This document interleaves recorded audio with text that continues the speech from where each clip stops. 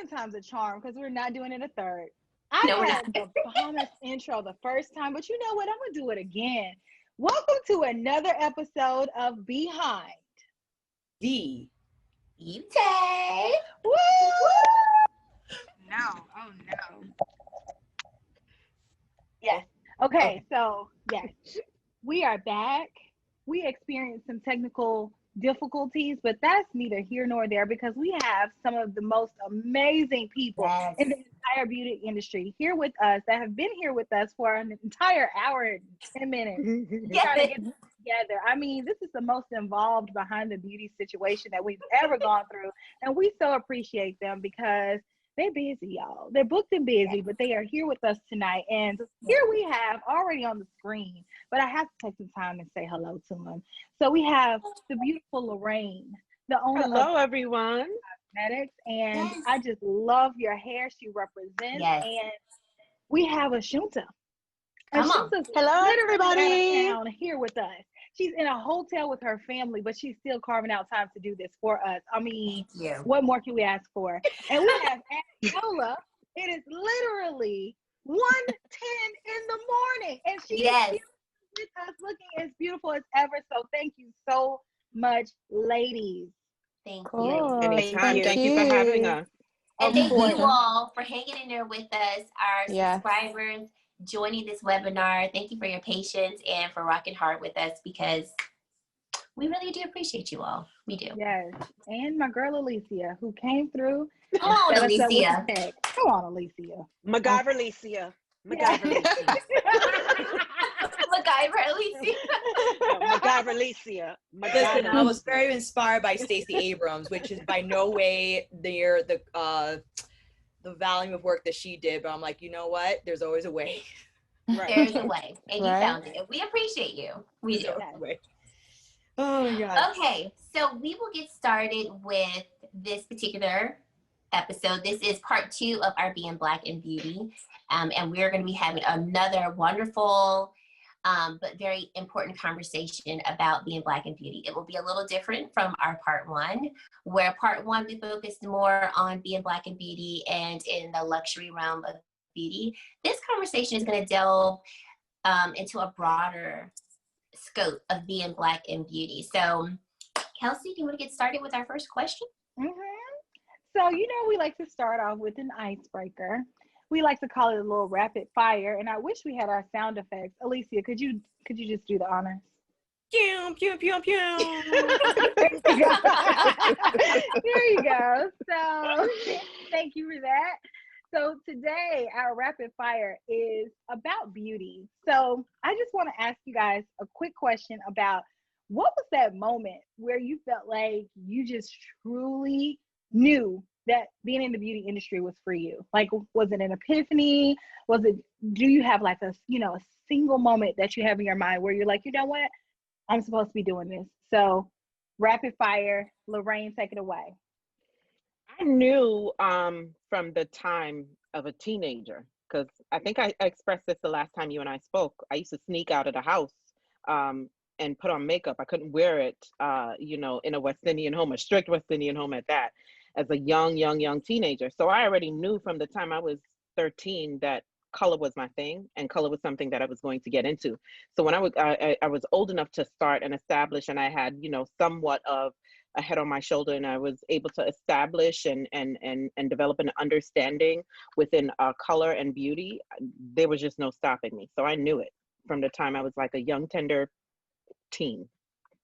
I was getting licked behind the girl. Down on you. That color rain down. Color rain. Color rain. Ashunta. Ooh, that is really interesting. My mom would probably say from a toddler, honestly, I would be always getting in trouble playing in her makeup case. She had a makeup box that was, it was an Yves Saint Laurent makeup box. And I would be on the floor and I would just be going ham, putting it on my dolls. I was always giving my dolls makeovers, and then I would eventually paint the walls with it.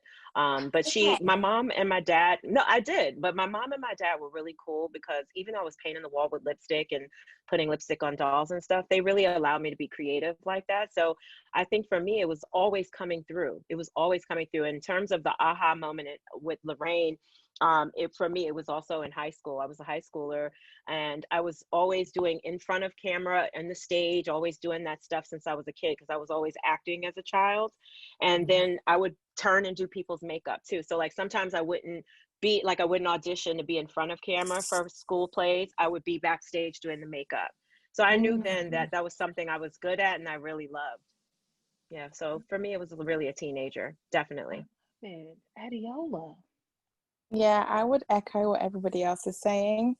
You know, what Loraine and Ashunta are saying. So for example, I remember I'd buy, you know, all of the glossy magazines that we had in the UK, like Glamour magazine, Cosmopolitan, and even though I didn't see anyone that looked like me, I'd be spending money on these expensive magazines, but I'd literally be going to the back end of that magazine just to go and read the beauty section. So imagine like all of those pages, and the first thing I wanted to do was just go to the beauty section, just find out what all the latest trends were and to learn about, you know, makeup. So yeah, in my teen years, because obviously, you know, I'd have my pocket money or I'd get my allowance and I'd just spend it on magazines. I wouldn't eat, but I'd find out about beauty. Right. And look where starving got you. Right. It was worth it. I love it. I mean, I feel like we all have similar stories like that. Like as children, we're just like in our mama stuff. It's like, let me put on some lip gloss. Chelsea's daughter does that today. She's like, can I please? She was just begging before we got on here. Can I please just get some eyeshadow? Chelsea's like, no. Yes, all up in it. Anytime I find a lipstick that has like a nick in it, I'd be like, Emma. And Emma's the 5-year-old? Yeah. Oh Yes. my, she is grown. I love her already. Oh my gosh, she's so funny. So Chelsea, let's go ahead and start off this interview. I have a question for you. Okay. And my question is, and of course you all can weigh in, but Chelsea, how do you feel that you are perceived within the beauty space? Do you feel respected and represented? So to give you all a little background as to how I got in the YouTube beauty space, it was the end of 2015. I had actually just had Emma, and I was going through a lot of, I guess, hormonal changes. So I had a lot of acne, kind of wasn't losing baby weight too fast, and just all around didn't feel good about myself. Plus postpartum was pretty bad. So I remember at the time I was getting an Ipsy bag, and I remember getting a highlight and being like, what's a highlight? Like not knowing what to do with it. I've always liked makeup, kind of like how everyone said, loved makeup as a teen. I couldn't wait to wear it at 16. And so I remember one day I was pumping and I was like, I need to bypass the time. So I was like, well, let me go on YouTube. Maybe somebody on YouTube will show me how to wear this highlight. And watched a video. I was like, I like this. And so like every day after that, I would watch YouTube videos while I was pumping. And it was like, I figured out how to make my face look better. So like, even though everything else around me was just kind of up in wires, I could at least wake up, do my face, and make myself feel pretty. Okay. So fast forward about 6 months or so later, I found myself just obsessed with beauty. Not so much just with the products itself, but like wanting to learn more about it, talk to my friends about it. So I figured out, let me kind of look into being a YouTuber. Another driving force was while I was watching YouTube channels, learning about products, I would go to find a shade match. Like, okay, this foundation sounds nice. Let me go see if I can find someone who's a similar shade as I. And I couldn't find anybody. Like literally could not find anybody. Either I found, you know, all non-women of color channels, or I would find like deep, dark chocolate women. And I'm like, okay, that's great that there's a shade for them. But like, where is this person in the middle who can help me identify a shade? And so I got to thinking one day and I was like, well, if I'm having this issue, maybe other women are having this issue. And so that was actually kind of like the last straw that made me say, maybe I should just get on YouTube and do this for other people as well. So being on YouTube, I feel like I'm respected to a certain extent.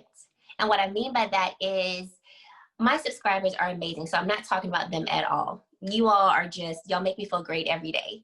But I do get those comments sometimes that say like, oh, that's great. I wonder what this looks like on a darker skinned person.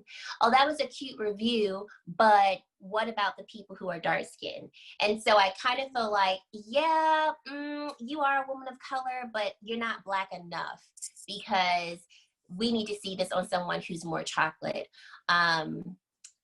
And I've gotten that my whole life. I had this one guy actually tell me, you aren't Black at all. And I was like, what are you talking about? And he's like, you're not Black. He's like, you are Hispanic. Your parents lied to you. You were adopted. Like, you're not Black. And I was like, okay, just shut up. And he's like, no, I mean, I'm just telling you what it is. And I was like, how are you telling me what I am not and what I am? And These people have never been to the motherland, because when you go to Africa, everyone is literally all the shades right here. There are people with Alicia's hair texture, people lighter than you, Chelsea. You know, I'm just saying Black American people or Black people who are not well traveled should be quiet, because if you go to motherland, literally there are blue-eyed Africans. There are Africans literally reflecting every color of the spectrum. So I want us as Black people to stop saying we are not Black enough. That is just so ignorant. It really is, and it's so. Sorry, I just had to interrupt. I'm so tired of this conversation. No, it's fine, but it's like, you know, first of all, I don't need you telling me anything about myself because you don't know me.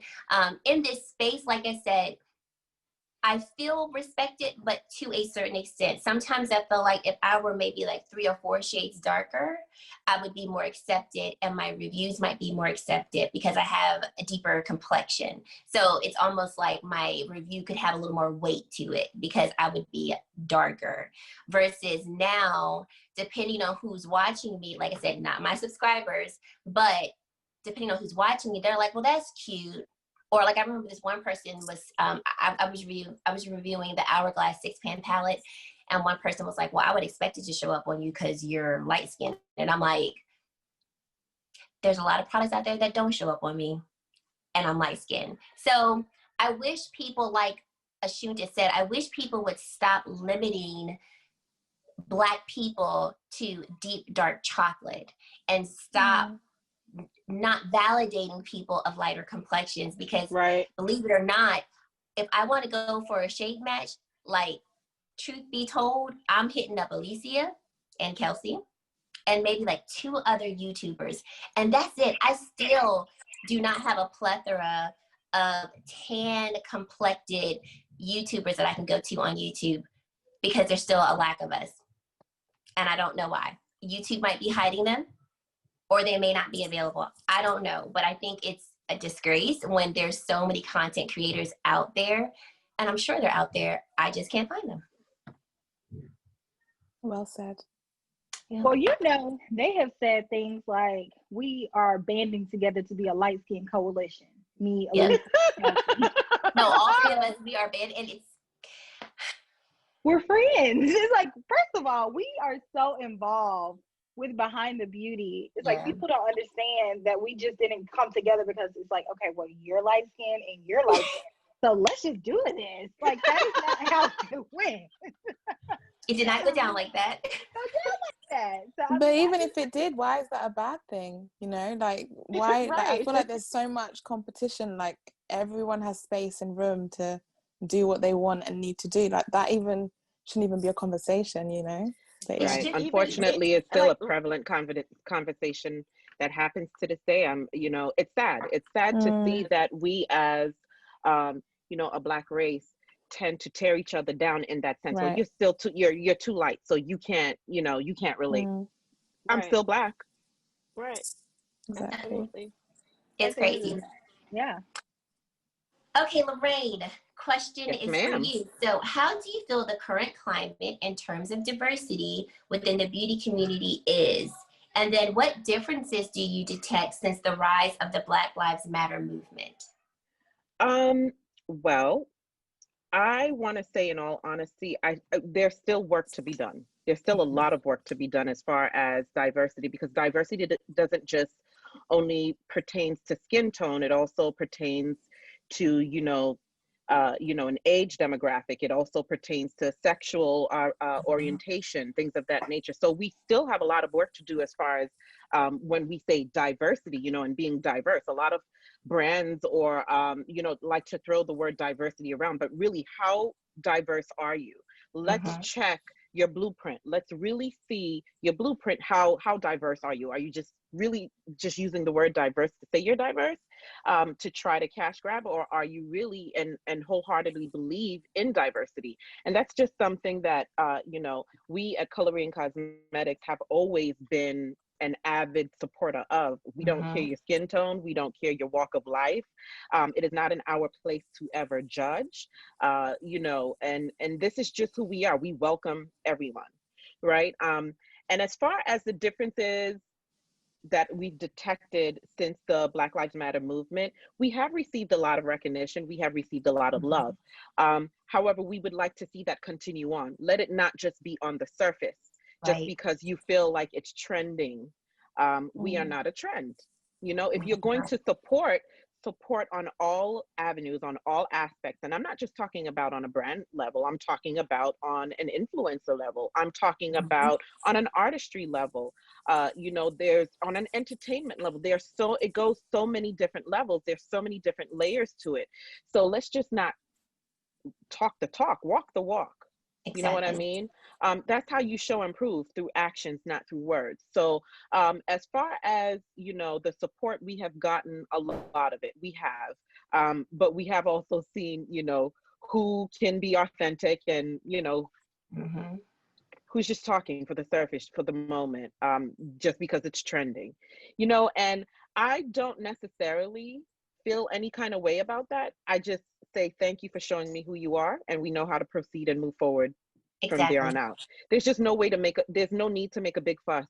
I'm not devoting any energy into that, not when there are so many more important factors and things happening in the world today.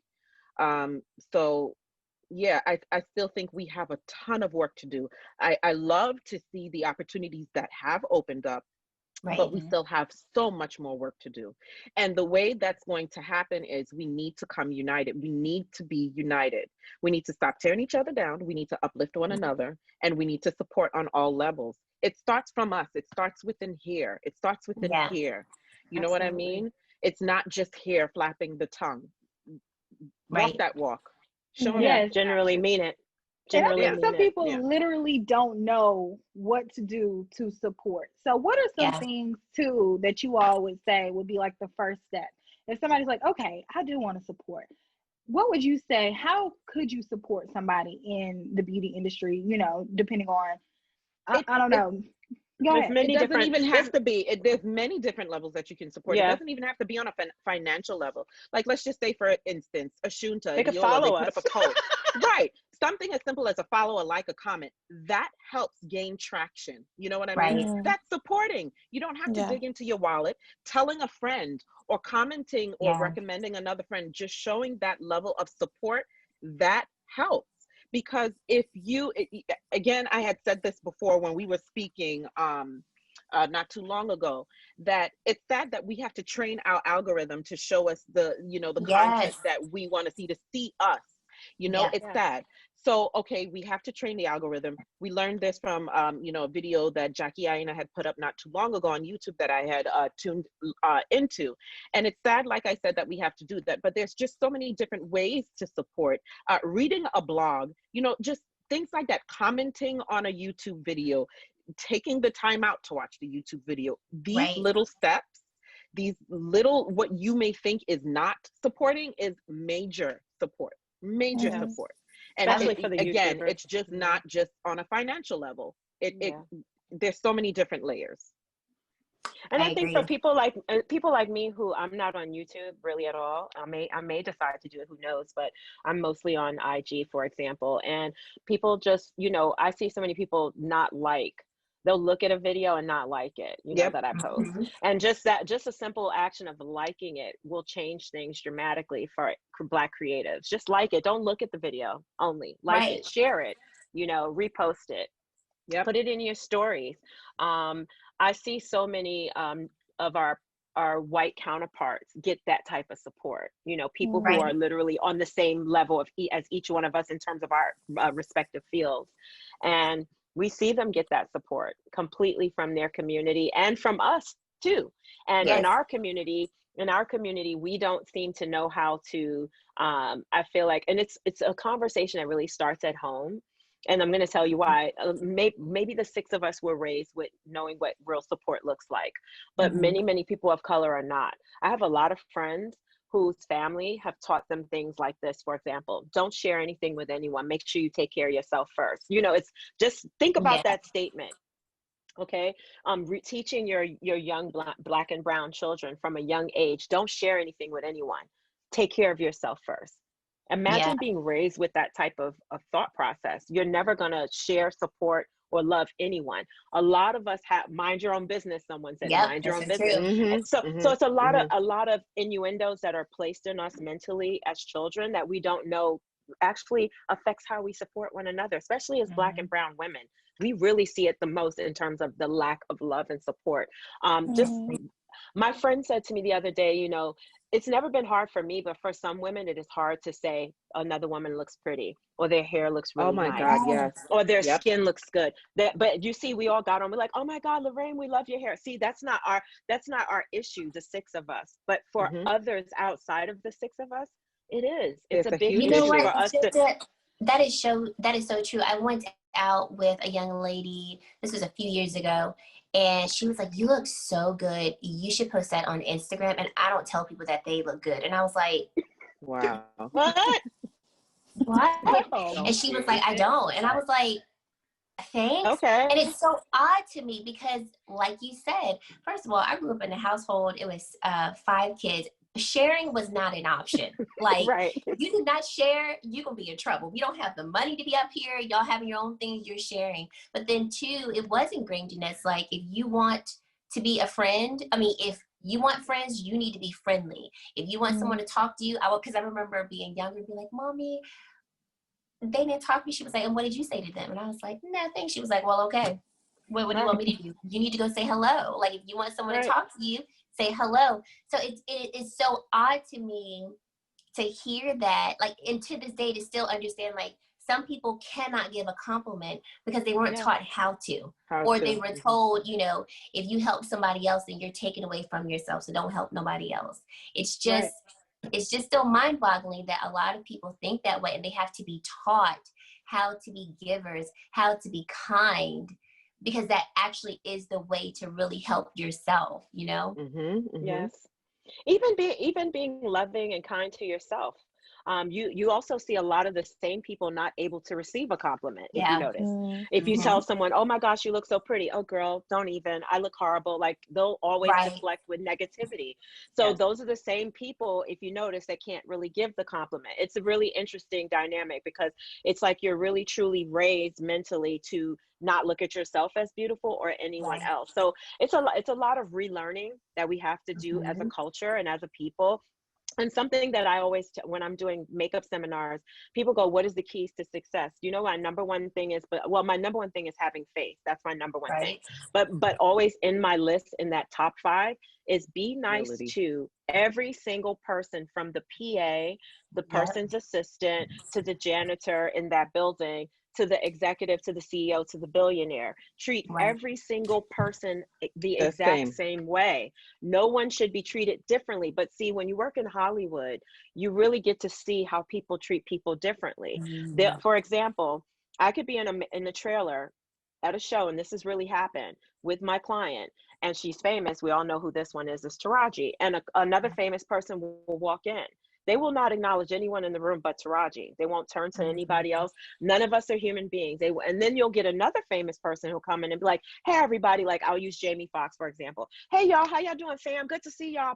You know, just wonderful, amazing energy, great person. Didn't hurt him, you know, to say hi to the whole room. But then you'll get another celebrity that comes in and it's like, hey, T, I'm only talking to you because you're only important enough to talk to. So, you know, it's a lot of unlearning proper manners. Someone just put it, having proper manners. A lot of people are not teaching their children just how to have proper human manners, period. It's crazy. That's a read. And that's not shade. That's a read. Yeah, no. It is, I mean, it is something that has to be taught, because if you think about it, we are naturally, instinctively ingrained to be selfish. You know, look at little, you know, babies. You have to teach them to share. You have to teach them to be kind, because if not, they're like, gimme. So it's something that you have to be taught. But then I also feel like you do come to a point of maturity. Well, you should come to a point of maturity where you look around and you go, wait a second, I was taught this, but this isn't working anymore. Or I'm noticing other people are doing this and I'm still doing this. So, you know, that's where I kind of struggle too, because I'm like, as a grown person, are you not aware of your surroundings, or are you not aware of there might be a time for change now? Because yes, you were taught this, but then when do we grow up and say, what I was taught actually wasn't what I really should have been taught? It's just so far back. And we talked about it a little bit when we had our pre-meeting.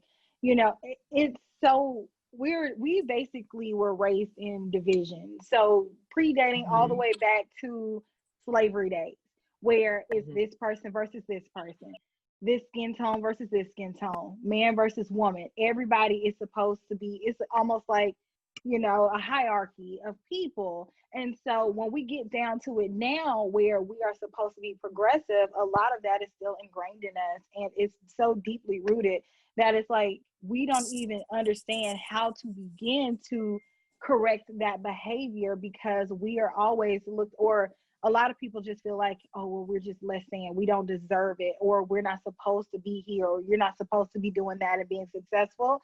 So I'm not going to congratulate you. I'm not going to be your friend. I don't even like you because you look like this and I don't. So it's just like so sad. But it's like, how do you change that? That is the $1 million question. Indeed. Yep. It is. So Kelsee, on that note, you have the next question. How do you feel that the beauty community has evolved to be more acceptable or not of Black people on a wider scope? Well, so I'm a dual person. So I am both a makeup artist as well as a beauty influencer, if you will. So I started off only wanting to be a makeup artist. I only wanted to do that. And then I just shared what I liked on YouTube. As of today, I'm more so of a beauty influencer, and I will be a makeup artist. So I've kind of seen it on both sides. So I would say that there's been growth in both aspects of it, but I faced rejection so hard on both sides of the table. So Ashunta, we were kind of talking about this with being a woman and being a Black woman at that, working as a makeup artist. And of course, Ashunta has so much more experience than me, y'all. So I know she has so many more stories, but just in my experience that I have, I just sometimes feel like I just am not accepted just because of the way that I look on so many different levels. And so that has kind of made me feel like, okay, well, maybe I should go and pursue being a beauty influencer more. And so I love makeup. I love it. And I love nice things. So when I come on camera, especially when I first started and I was much younger than I am now, I would come on and people would say, oh, you must, like I've gotten accused of selling drugs before. I've gotten accused of putting everything on credit. I've gotten accused of being a sugar baby, just all kind of things. And just mean comments about not being able to have stuff, or you shouldn't have this. And I think that it has gotten a little bit better, because I think, honestly, with YouTube, I think it's gotten a little bit better, because when Pat McGrath and Coloured Raine came on the scene and people are like, oh, Black people like nice stuff? Okay, let's see what she's talking about. So I think that has kind of lessened the blow a little bit, because I mean, I still get comments today like, why are you spending your money like that? And it's like, you do you. It's my money. My money. Yes. I think that's a huge problem with people, that they, it's a judgment from a distance, Exactly. once again, Exactly. and them not knowing your personal life circumstances. Maybe your parents give you a fabulous allowance. Maybe you have a part-time Right. job. Maybe you're a trust fund baby. Who the hell knows? But it's not your business to know. Right. The thing is I'm on YouTube here peddling my looks and peddling, teaching you these looks. That's what you should be getting from this. It's a lot of insecurity that people tend to place on others, and that's what we really have to all the negative commentary that I feel like influencers face. It is a lot of insecurity. That is all it is rooted in. How dare you have a nice house? What? If you work hard, you too will have a nice house. Oh my gosh. If you actually focus on yourself, I think that's, I'm always telling my kids this, because I see that they watch a lot of influencers, and there's this idea that if I just film a video and I just post it, that I'm becoming an influencer. No, it is not that easy. It is a lot of work. It is a lot of work to be an influencer.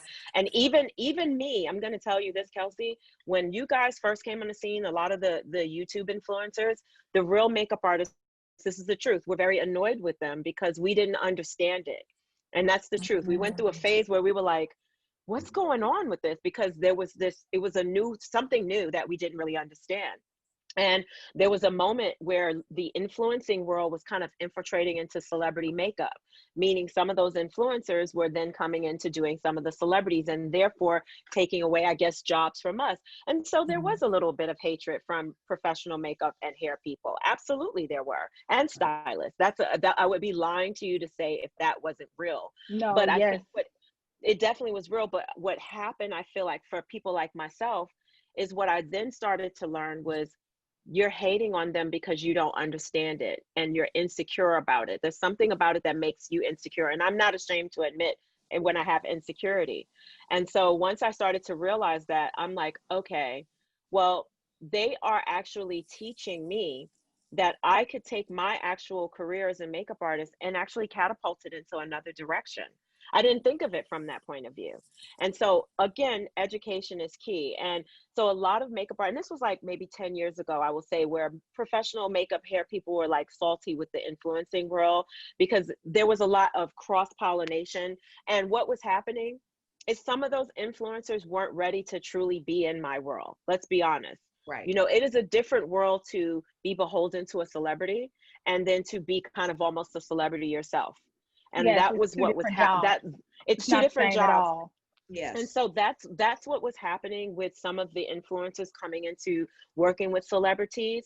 They would be taking pictures all the time, and then you would then hear the backlash from the celebrities like, well, I'm not working with so and so because all they're doing is putting me all over their page all the time. Wow. So yeah, and this is true, because that is what they do. What they do is showcase their life, and so there we had to kind of learn. This was a new genre for the world of makeup, hair, fashion styling. Influencing is a new genre. Let's be honest. Yes, it is. And it's something that we all had to learn to adjust to, right? Just like with everything in life, it evolves. And I agree with you 100%, Ashunta, and it's key to be 100% candid. In the beginning, none of us understood. We just never understood. It was just like influencer this, influencer that, influencer. But we really had to take the time out to really learn and understand each role, and not even just on an influencer side, because not everyone can even be called an influencer. In order to be considered an influencer, you have to have influence. And then it also goes, to play in how you use that influence at the same time. Like going back to the instance where you said, being kind and humility is key, right? No matter what level you are on in life, take that time out to acknowledge, just acknowledgement. You don't know what type of day, I don't know what type of day you may have had on set. I don't know what type of day Adeola may have had, on set. I don't know what type of day Kelsee, Alicia, none of you guys may have had. And I can probably just say one mean, cruel thing, or just not even acknowledge you. And that could just set you off the edge. I think it's imperative that we take the time out to really acknowledge one another, try to learn, the differences, or just learn one another, and being kind and being humility. It just all ties in. At the end of the day, it all ties in. It's just like one big circle of life. you know, and it goes right back to that home training. And even if we were, because there were things that I was taught as a child and as an adult, I didn't realize until here in my 40s that I'm like, wow, I was taught wrong. I need to untrain and learn. And it's not hard. It really isn't hard. Like, even going back, let's just, this, you know, I'm going to use this as an example. Let's just take it to racism, right? Racism is not something that it's taught. It's just taught. Right. We're not born with it. And if it's something that you're taught, you can unteach that. You know, racism isn't of God. It is not of God. I don't care what anyone says. It is not of God. And I see so many things are being said here.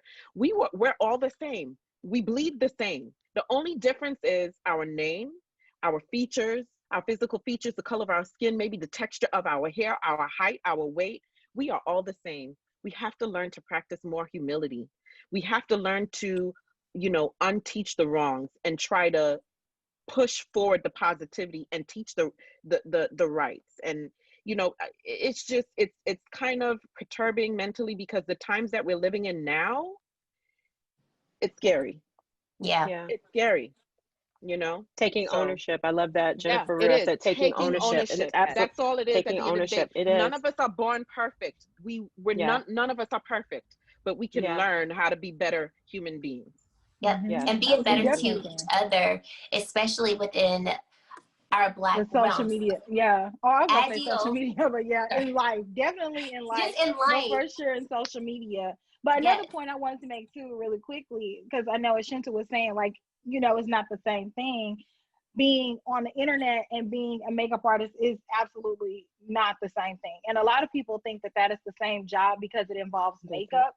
But just because you can put makeup on your own face does not mean that you can put makeup on another person on a moving bus in 20 minutes and have those lashes on and have that liner popping. Like, it's not the same thing. It's a different skill set altogether.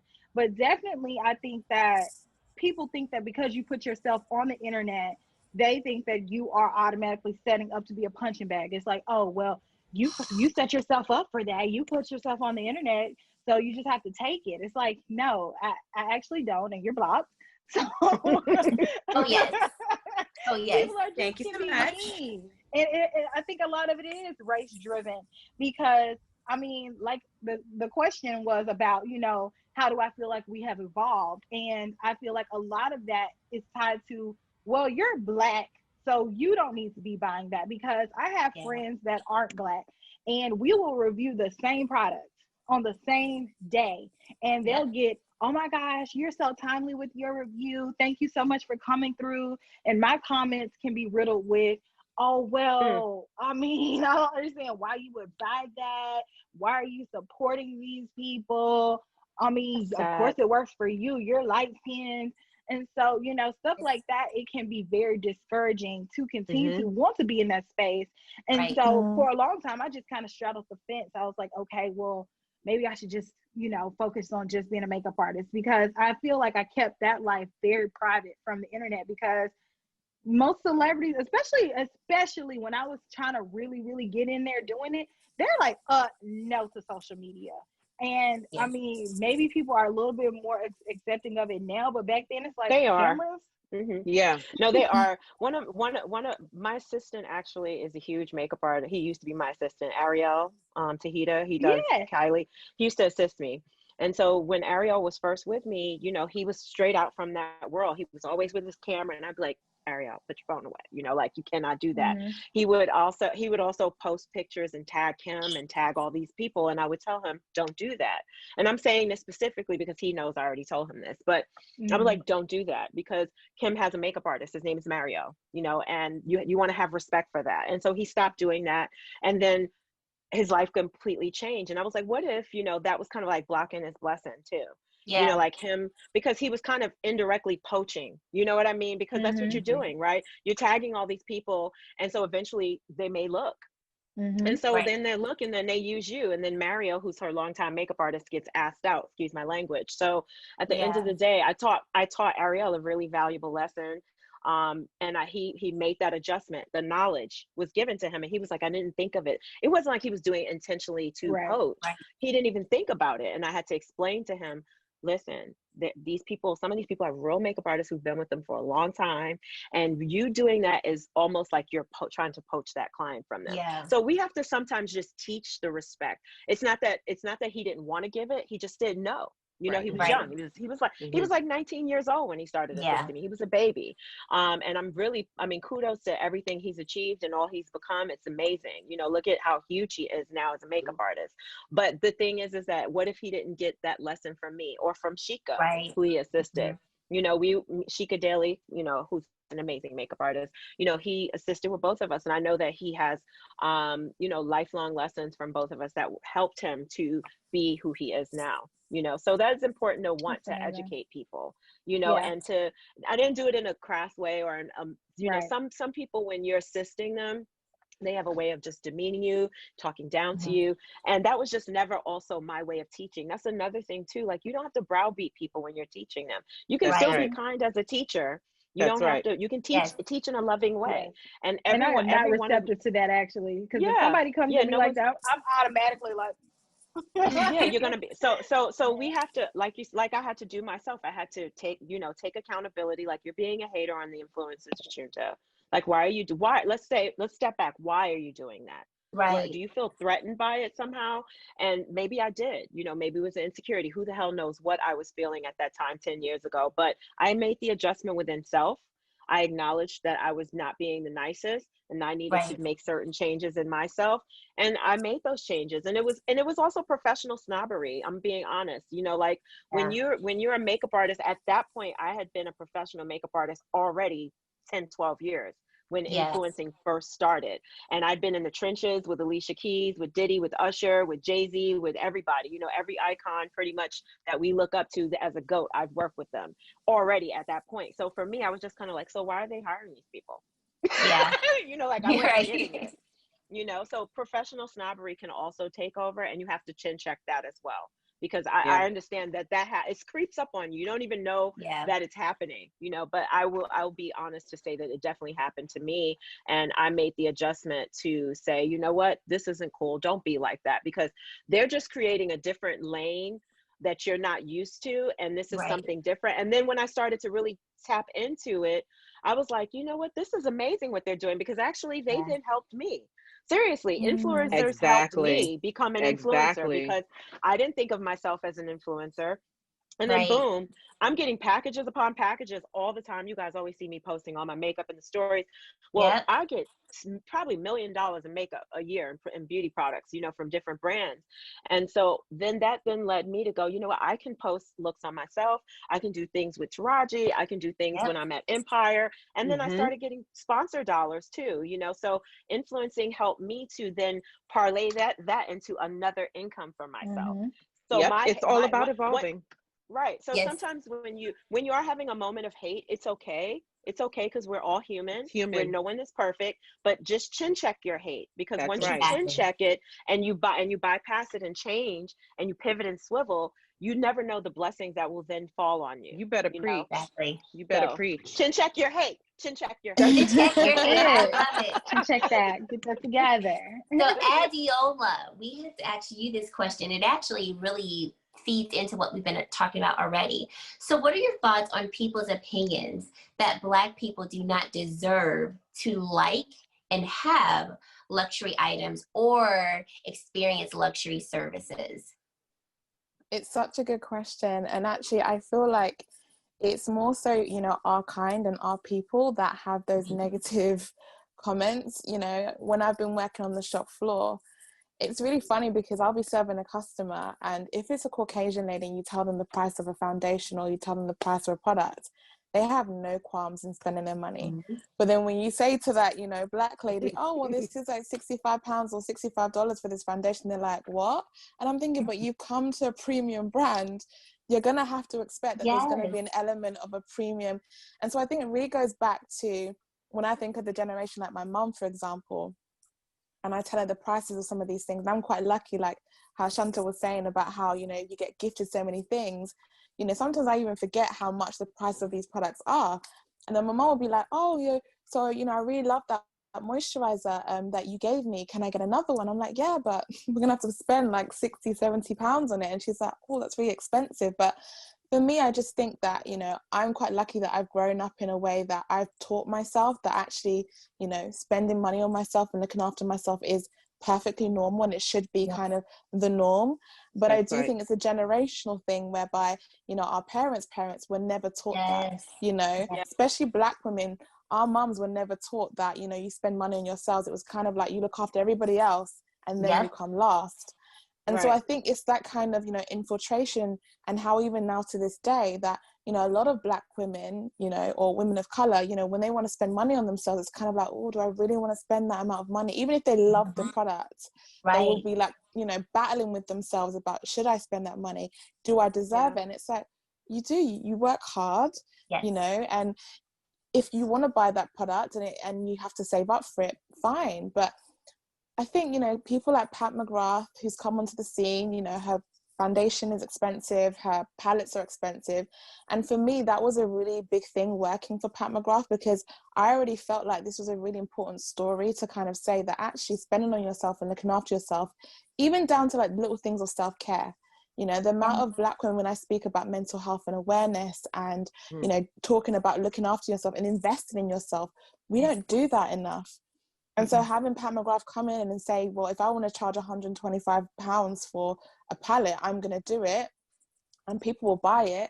I think there would have been a lot of other makeup artists or other people in the industry that maybe would have wanted to do that, but it would have felt that, oh, no one's going to, you know, buy my products, or no one's going to do that. And so we need more of that. You know, we need to have more conversations. You know, I love that, you know, in this realm, yes, it's great, but not many people, or not many, you know, Black makeup artists or, you know, influencers love to speak on, you know, luxury products. They feel like worried to do so, but it's because of the backlash that they might get from especially other Black, you know, people online that will say to them, oh, well, you know, that's a lot of money, or well, I wouldn't spend money on that. That's fine if you don't want to do it, but then don't make somebody else feel bad if that's what they want to do, you know? And so I think that's the biggest thing. It's like we have to, in ourselves, have to really learn how to have those positive conversations, and also just share it. You know, if you want to spend money on that, don't make someone feel bad about it. Don't tell them how they should be spending their money, because even as a, you know, community, we can do that. You know, if somebody wants to talk about a luxury product,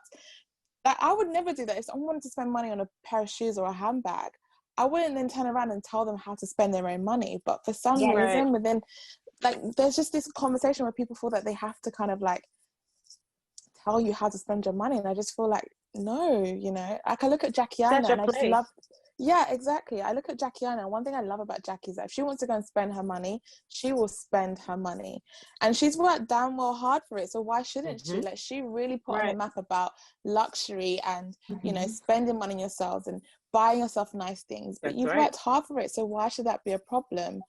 And a lot of these issues I find is not really about, you know, other races and ethnicities like commenting. It's more so what I find personally, other Black, you know, women, men, you know, criticizing, having an opinion.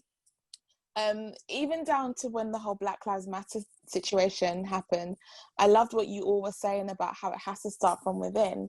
And there's a lot of this cancel culture about, oh, well, I'm not going to support this brand, I'm not going to support that. And I feel like, but then that same energy of you wanting to cancel people, if you just kind of like switched it around and use it in a positive way, you know, it starts from home. So like one of the things that I did was I was like, you know what? Think about all those other Black makeup artists or anybody of color that wants to kind of get into this industry, and how hard it was for me, you know, and all the challenges that I had. How nice would it have been to have like a 1-hour conversation with, you know, someone like myself in the industry at that level, to kind of ask them, like, what did you do? Where do I need to go? And so literally what I did was I just put online, I'm going to schedule like 10 Zoom calls with 10 women, Black women. I specifically made it for Black women in beauty. I want to give you guys an hour of my time just to have a chat, just to have a safe space. If you just want to talk about the whole Black Lives Matter movement, let's discuss it, because there was so much negativity going around and there was so much of this cancel culture that I just kind of felt like, yeah, I could be another person that's going to be posting about how, you know, bad I'm feeling about this situation, but what can I do that's different? And it was just so great to have those conversations about, you know, investing in yourself. And if you want to get there, like, what are the things that I could have told myself 10 years ago, or what would I have wished somebody else who was higher up in the industry or in the game, like, tell me?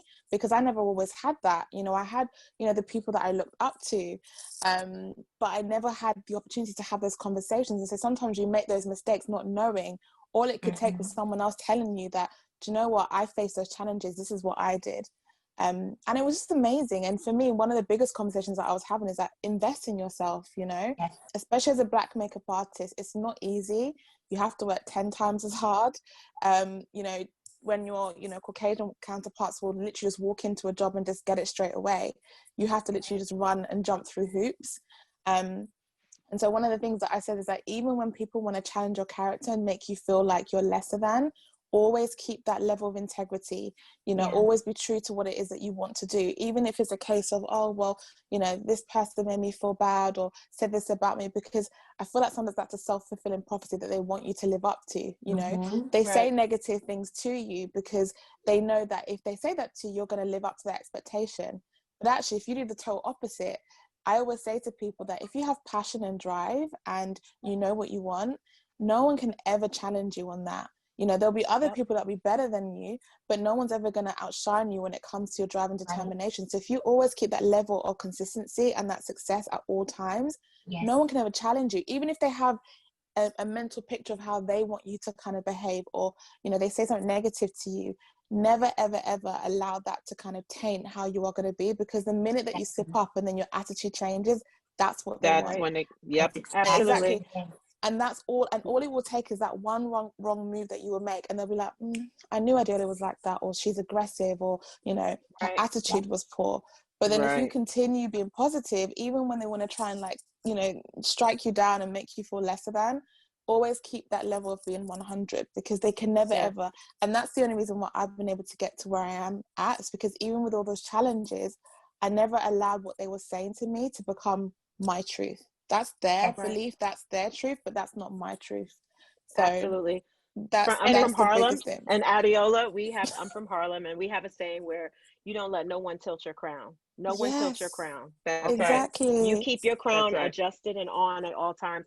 And of course, you know, we all have our Rihanna moments, you know, where we got to show you who we are. That's fine too, every now and then. You know, because sometimes, sometimes you do have to stand up for self. I'm a firm believer of standing up for yourself, but with integrity, with the crown on.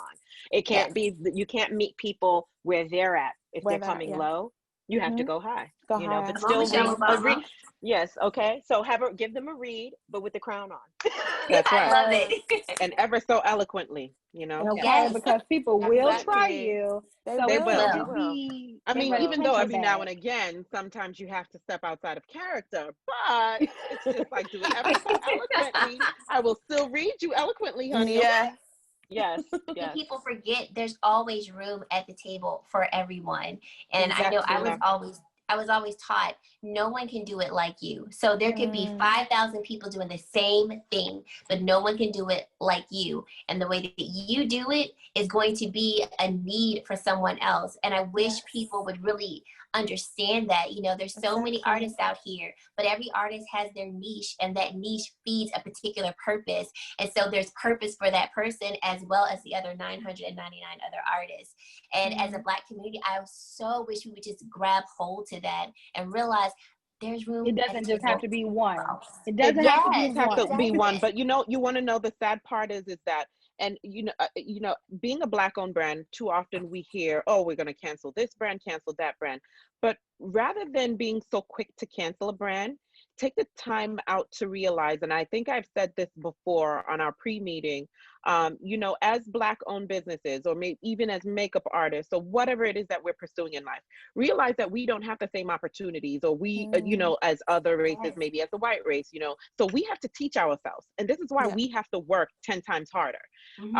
And it's, I've oftentimes seen people say, oh, here we go again. They're using that as a crutch, or, you know, as an excuse. It's not an excuse. It's our reality.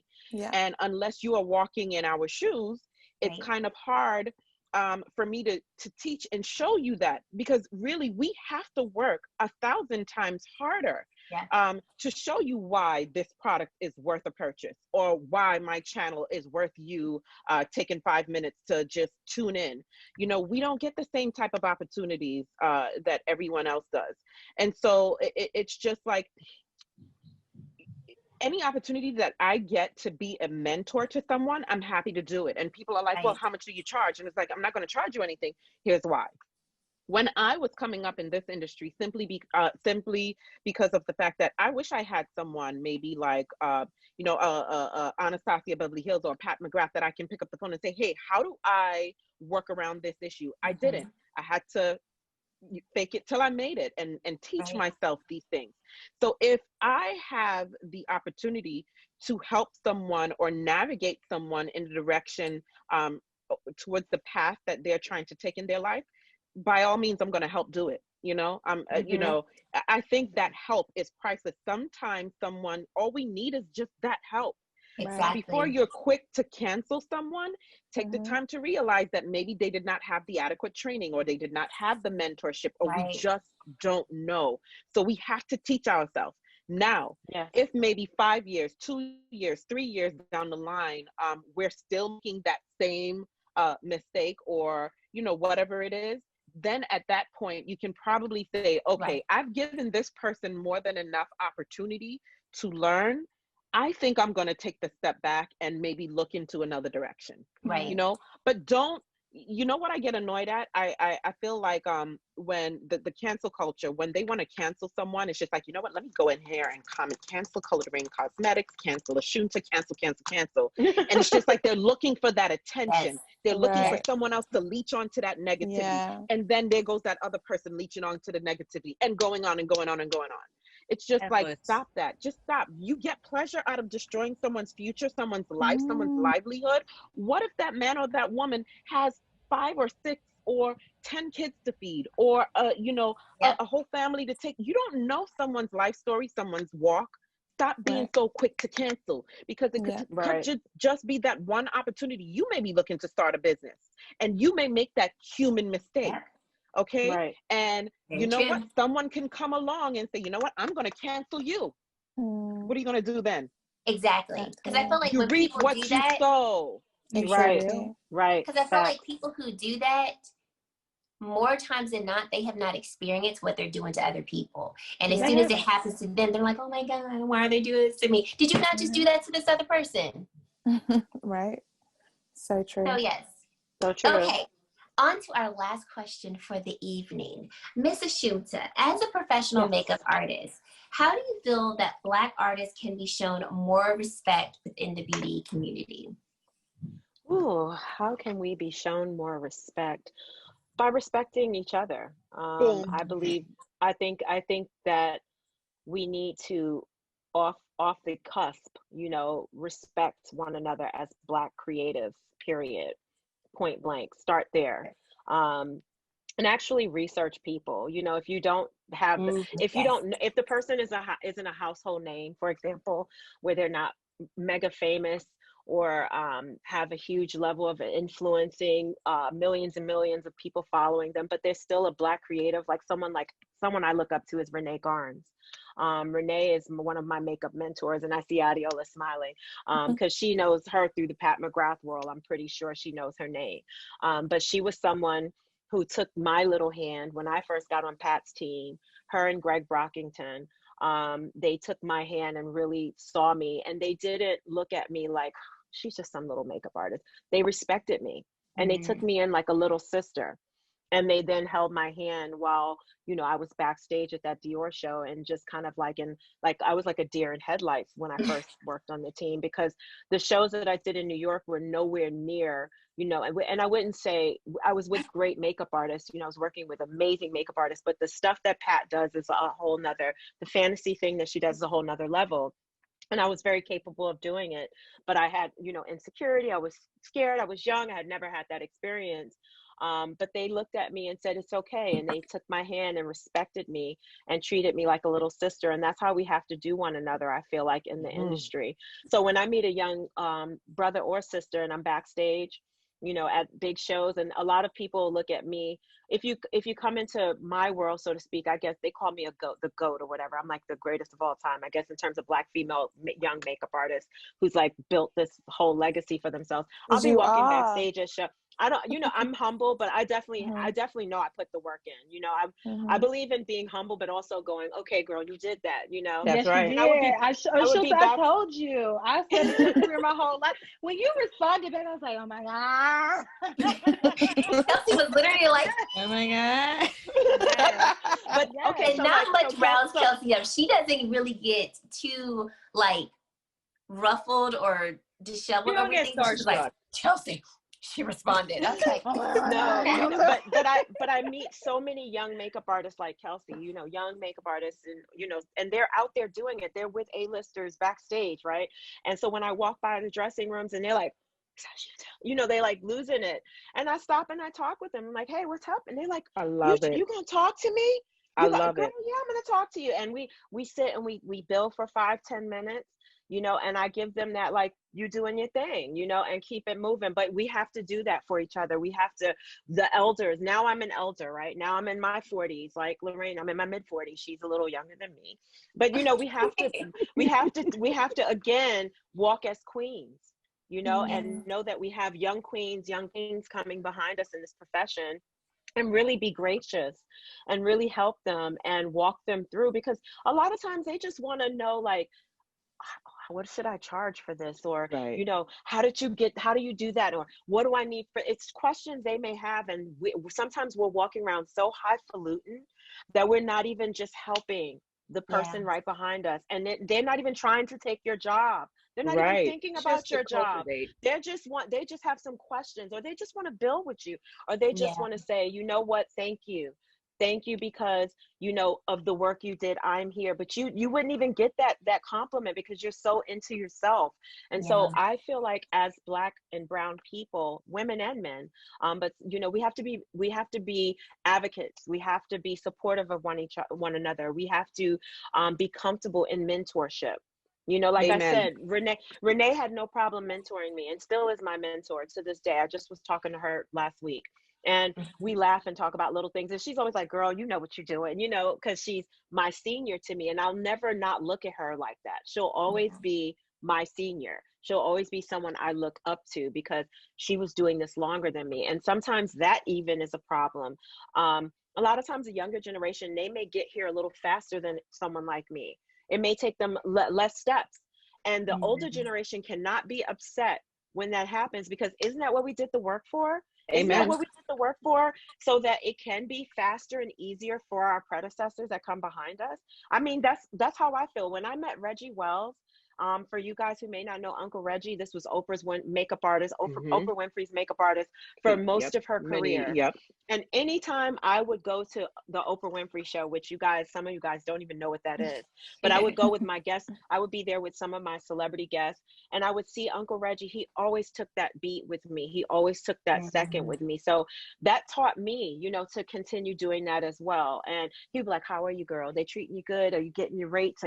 So we need to do those check-ins with each other as Black creators, because sometimes you don't have someone who is there, who is just giving you the little seeds that you need to help keep you pushing professionally and to keep you growing.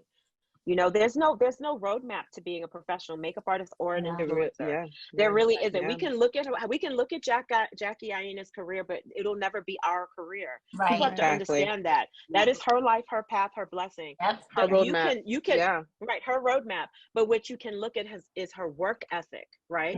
You can look at the work ethic and replicate work ethic, but don't think that you're going to have the same replication. It's just, you may have a greater replication. It could be even bigger than hers. You could be the billionaire influencer of the Black and brown world, you know, but you have to, we have to just really walk holding hands as Black and brown people in this beauty industry. We really, really have to. And we also have to remember that we were once in that position where we were the ones looking up, like, how do I do this? I just want to figure out what rate should I, you know what I mean? So it all goes back to that humility. Don't, you know, look at yourself like I'm high on this pedestal. How dare I talk to you? I'm not going to talk to you. It's not like that. we were once in that position at one time in our lives. And so we now Right. have graduated to the next step or the next phase in our life. Let's now pass the baton on, you know, and Right. let's mentor the younger generation. And Right. even though we may not be familiar with their ways, we can evolve to learn. Don't hate, evolve to learn, you know, because this is how we're going to grow. I'm sorry, Loraine. No, I it's will okay. say one other thing too. I was having this conversation with a photographer friend of mine, and he's around our age. He may be 50. And he said to me, he said, Ashunta, you know what happened with our generation? We got so deep into working so hard to get somewhere. There's a lot of us that didn't turn back and actually pass the baton. And it's really true. When I look at a lot of people in our age group between 40 and 50, because you have to understand the bridges they were crossing were, like Adeola said, we have to work 10 times as hard. Imagine back then, you know, 20, 25, 30 years ago, being a Black creative, they had to work a million times harder. So a lot of them, when they got to these huge places, they were so tunnel vision in their work and in their space and in their life. They didn't know that there were youngins like me or like Loraine or like Adeola looking up to them. So when I met those Greg Brockingtons and those Reggie Wells and all of these senior, Roxana Floyd, God rest her soul, she was Queen Latifah's makeup artist, always gracious, always wonderful. They were actually in shock that we knew who they were. And I'm being really honest. They were like, you know who we are? That was shocking for them because they came from that generation where you stayed behind the curtain, you wore all Black, you stayed muted, you did not take pictures. No one knew who the hell you were. Cut to my generation came and people are like, I want to write a story on the makeup you do for Alicia Keys. I want to do a whole feature in you on Glamour magazine. You know, that generation was coming to me like, girl, you're doing a lot. Like, you know, and I'm serious because I was getting write-ups in magazines and stuff. And they were like, how is that happening for you? So every generation, they were opening doors. They opened doors for the publishing world, the beauty publishing world to know me. You know, they gave me that opportunity. And of course, our clients become that platform for the world to see our work. And it became a different world in the mid 2000s once Facebook started. And once people started wanting to know who's behind the scenes. And when I tell you that really changed for me. So I know the younger generation coming in now, like from day one, we know who you are. We know who you are because your face is plastered everywhere from day one. And so we have to be mindful of that. Like now our faces are more visible. People know who we are. Be gracious, be kind, because people will remember your face. They will remember you weren't nice. They will remember you were nasty. And being in those shoes, like Loraine was saying, exactly. I can go back as a youngin in my early 20s and remember seeing top makeup artists in New York City shopping at Mac Pro and trying to have conversations with them. And they were like, don't talk to me. Like it was horrible. And that's the era we grew up in. That's the era we grew up in. You know, this is true story. Back then, the car service bills for makeup artists were just as high as the artists back in the day. You know, like I knew people who were at record labels. They were like, there are makeup artists who have car service bills that are almost $100,000 because they would take the cars and shoot around all over the place and shop for products. And really, to be a makeup artist or a hairstylist to A-listers in the early 2000s, it was $1 million job easily. Yes, it was. It easily was. But you were paid also to not be visible and to be quiet. And so that's also what we're transitioning out of. So again, we're unlearning things. Every generation, we're growing, we're learning. And we have to understand that we're not where we used to be. We don't have to be closed mouth. We don't have to be silent. We don't have to be walking around with blinders like we all don't exist. We all exist. We're all here. And now we need to learn how to uplift each other. Now that's where we're at, I feel. That's just, wow. I don't even know how to follow up with that. I know. Sorry. No, it's just I have 2.5 decades. I can't help myself. It's 2.5 decades. No, and that's exactly why we invited all of you on here, because the wisdom and the knowledge that you all have is just invaluable. And it's something that people need to hear and be reminded of because it's not being spoken enough. So we really appreciate Loraine, Adeola. Oh my gosh, I know you're tired, but we Thank are you so for having us. you. It's okay. Thank you all so much. We don't want to hold you all too much longer. And like we said before, these three ladies have hung out with us for well over the time that we asked them to be here. We'll do it again. Exactly. Yes. Let's do part two. We need Anytime. to. Oh my gosh, yes, please. We need to.